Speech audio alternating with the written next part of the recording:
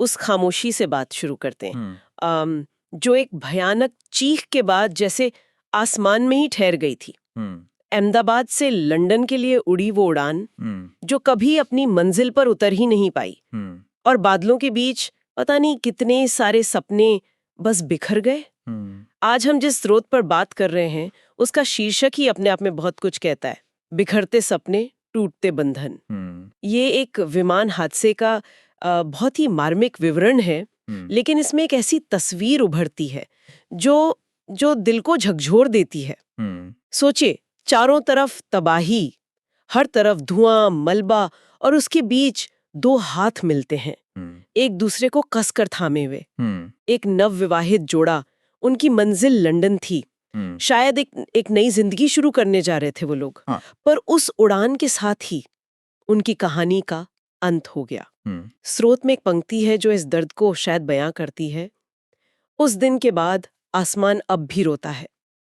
ये सिर्फ एक हादसा नहीं था, ये तो जैसे सैकड़ों जिंदगियों का, उनकी अनकही कहानियों का अचानक से थम जाना था। और ये एक छवि, वो कसकर जुड़े हुए हाथ, ये महज एक तस्वीर नहीं है ना? यस। ये उस पूरी त्रासदी का, उसमें जो इंसानी भावनाएं थीं, उनका प्रतीक बन जाती है। हाँ। ये हमें याद दिलाती है कि आंकड़ों और खबरों के पीछे असल जिंदगियां होती हैं, रिश्ते होते हैं, कितनी उम्मीदें होती हैं। हाँ।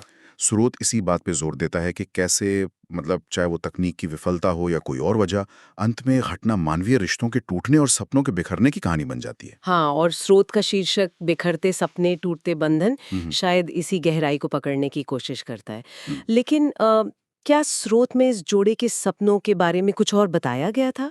कोई ऐसी बात जिससे ये तस्वीर और भी मार्मिक लगे? बिल्कुल बिल्कुल।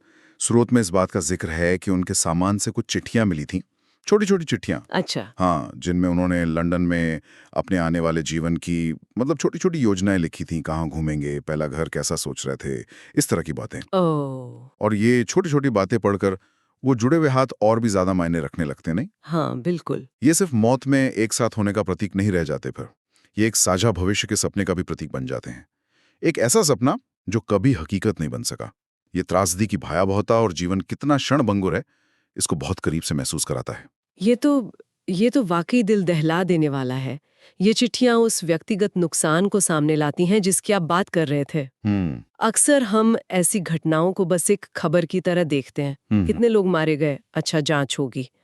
लेकिन ये विवरण, ये हमें उन इंसानों से जोड़ते हैं। सही कहा, बिल्कुल। और स्रोत इस बात पर भी, मतलब रोशनी डालता है कि कैसे ऐसी घटनाएं समाज पर, खासकर उस समुदाय पर जिसका वो हिस्सा थे, एक गहरा असर छोड़ती हैं। अच्छा।